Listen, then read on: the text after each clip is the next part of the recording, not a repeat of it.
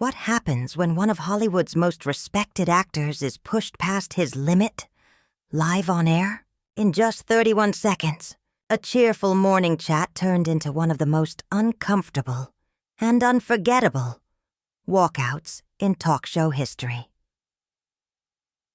Tom Hardy walked onto the set that morning expecting routine promotion. He'd done this countless times. Smile, answer questions, tell a story or two, plug the new film, and move on. Simple, professional, predictable. But that morning on Lorraine, something felt off. Lorraine Kelly greeted him with her signature warmth as he took his seat under the bright studio lights. "Tom, lovely to have you here," she said, leaning forward with that trademark grin. "Let's talk about your new film." Tom nodded, relaxed. This was familiar ground. "It's a story I'm really proud of," he began. "We worked hard to make something honest, something that means something." Lorraine smiled, but there was an edge behind it. Yes, she said, waving her hand lightly. "But tell me, Tom, when are you going to do a proper film? You know, something people actually want to see?" The room fell silent. Tom blinked, unsure if he'd heard correctly. "I'm sorry, what do you mean?" Lorraine laughed, breezy and dismissive. "Oh, come on. All these dark, serious films. So grim, so heavy. Don't you want to do something fun? A romantic comedy, perhaps? Show us that smile." Tom's expression hardened. He shifted slightly in his chair. "The film I'm here to talk about is something I care deeply about," he said, carefully measured. "It deals with real issues that matter to people."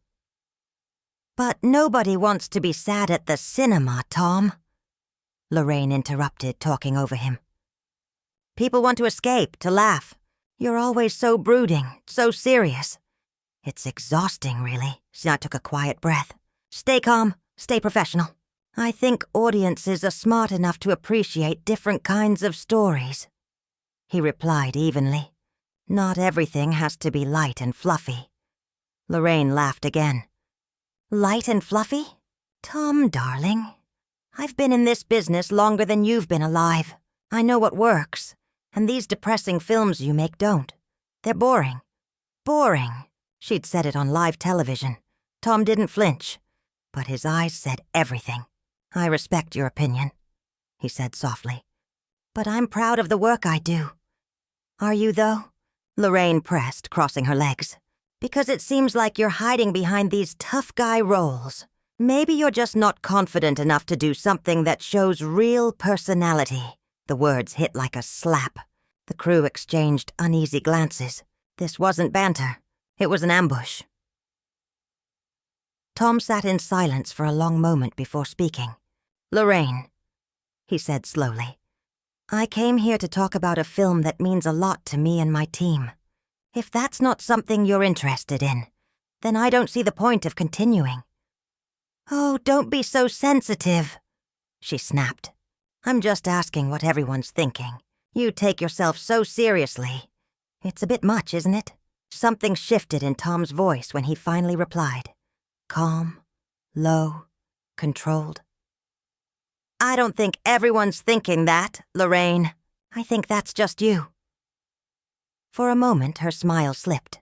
Then, dripping with condescension, she said, "Touched a nerve, have I? Maybe you should stick to acting and leave the talking to people who are better at it." That was it. Tom didn't argue. He simply stood up. No theatrics, no outburst. Just quiet certainty. "I'm not doing this," he said, removing his microphone. Lorraine's eyes widened. The controls she'd clung to all morning evaporated. "Oh, come on, Tom. Don't be ridiculous," she said quickly. But it was too late. The cameras were still rolling as he walked off set, leaving behind a stunned host, a silent crew, and a moment that would soon become one of the most talked-about interviews in television history. "We're just having a chat," Lorraine said, her voice rising, a forced laugh covering her unease. Tom shook his head, still calmly unclipping his microphone. "No, we're not having a chat.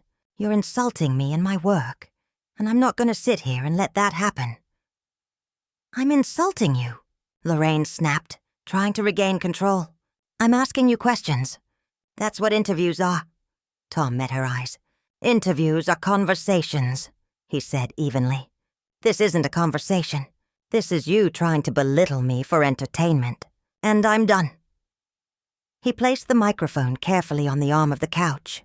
Professional to the end, someone in the control room murmured under their breath. Tom, you're being completely unprofessional, Lorraine said sharply, her mask of charm slipping. You can't just walk off my show. Tom paused, meeting her gaze one last time. Watch me. He stood, not in anger but with quiet finality, and walked off. No storming, no shouting. Just calm, deliberate steps past the cameras and stunned crew toward the exit. Lorraine sat frozen, her mouth slightly open. The silence in the studio was deafening. She'd pushed too far, and she knew it. Well, she said finally, turning to the cameras, her voice shaky despite the forced smile. I suppose some people can't handle honest conversation. But her confidence was gone. The viewers could hear the tremor in her voice. She knew exactly what had happened. She'd crossed a line on live television, and the world had just watched Tom Hardy refuse to tolerate it. Behind the scenes, chaos erupted. Producers scrambled to cut to commercial, to fill the dead air, to figure out how to contain the damage. Tom, meanwhile, was already in the hallway. His publicist met him halfway, eyes wide with a mix of shock and pride. Are you okay? She asked. Tom nodded. I'm fine. Let's go. Back in the studio, Lorraine forced a brittle smile at the camera. We'll take a quick break, she said tightly. When we come back, we'll have a cooking segment. But no one cared about cooking. Everyone was still replaying what they'd just seen. A masterclass in composure, in dignity, in knowing your worth. Tom had done everything right. He'd shown up on time, been gracious, ready to talk about his film, and Lorraine had turned it into something ugly, dismissing his work, mocking his choices, questioning his confidence. She'd done it with that trademark smirk, that patronizing tone that told him she didn't see him as a guest, but as a target. She'd treated him like a child who didn't understand his own career. Tom Hardy, an actor who had clawed his way up from nothing, built his reputation through grit and craft, was being told on live television that his work was boring, that he wasn't confident enough. The disrespect was astonishing, and his response? Perfect. No yelling, no insults, just quiet refusal. The simplest, most powerful act of defiance, standing up and walking away. That's what made it unforgettable. Lorraine had expected him to play along, to laugh off the jabs, to keep the smile on, to be a good sport. That's how it usually went. But Tom Hardy wasn't going to pretend this was okay. When she mocked him for taking himself too seriously, he gave her the chance to pull back. When she called him sensitive, he tried to redirect. But when she told him maybe he should stick to acting and leave the talking to people better at it, that was the final straw. Because that wasn't journalism. That was cruelty, and he wasn't going to feed it. The moment he stood, you could see the panic in her eyes. For the first time that morning, Lorraine Kelly realized she'd lost control. Not just of the interview, but of the story. All her experience, all her charm, all her confidence.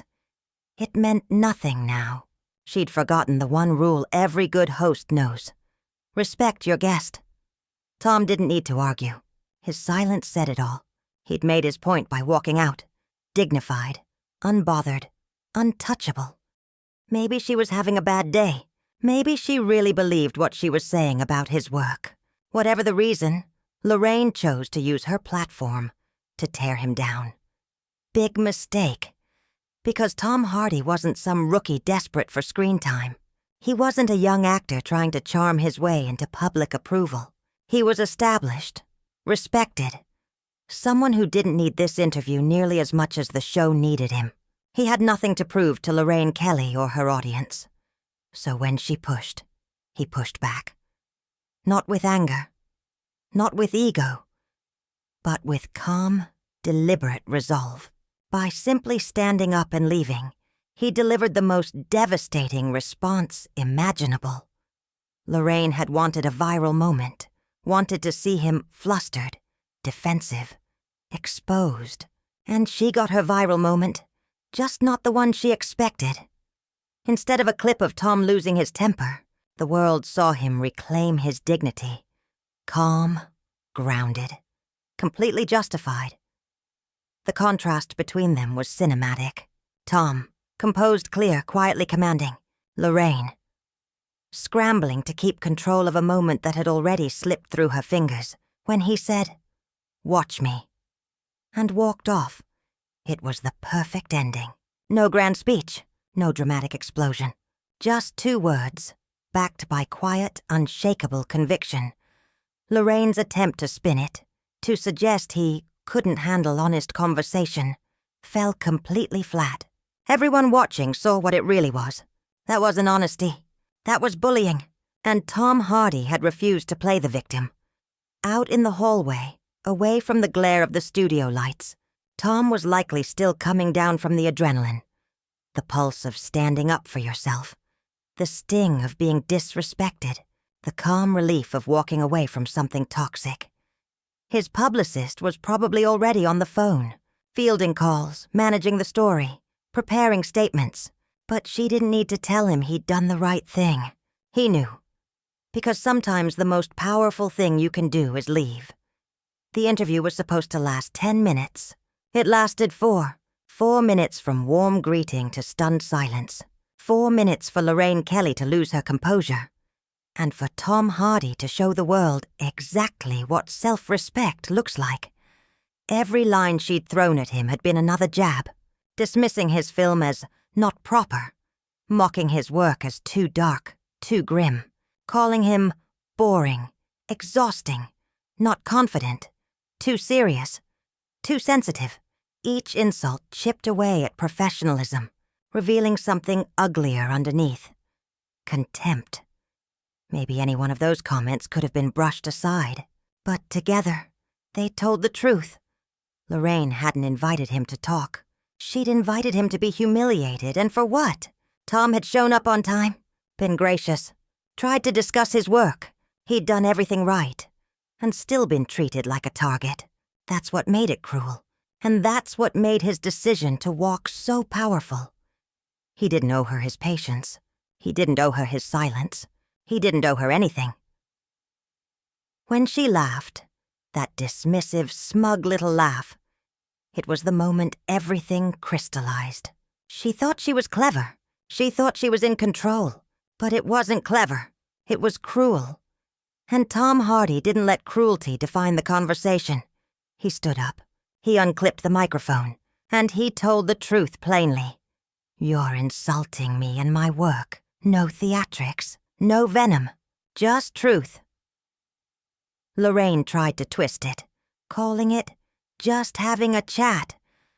But everyone watching knew that wasn't a chat. It was a slow, public attempt to belittle someone, and Tom had ended it. That was the beauty of it, the simplicity. No monologue about respect. No speech about professionalism. Just action. He didn't argue. He walked. And in doing so, he reminded millions of people watching that you don't have to endure disrespect. You don't have to smile through it. You don't have to play along to be polite. You can simply leave. And when Lorraine called him unprofessional for doing it, the irony was almost painful. She had spent the entire interview crossing the line, and now wanted to claim the moral high ground. But Tom's 2 words said everything. "Watch me." It wasn't anger. It was power. A statement that needed no defense, no justification. In that moment, Lorraine lost every ounce of authority she thought she had. The host, the one who was supposed to command the room, was left powerless as her guest walked out with his head held high. Her final words about honest conversation only exposed how shaken she was. Her voice trembled. The charm was gone. And everyone watching could see it. They saw her push too far. They saw him hold his ground. They saw the exact moment when the balance of power shifted. Not with shouting, but with silence. Because when someone stands up for themselves with calm dignity, people notice. They remember. They respect it. Tom Hardy walked off that set with his integrity intact, and Lorraine Kelly was left sitting there, trying to explain away her own behavior. The interview was supposed to be about Tom's new film, a project he cared deeply about, a story worth sharing. Instead, it became something bigger. It became a story about respect, about boundaries, about knowing when to walk away, and that's a story worth telling.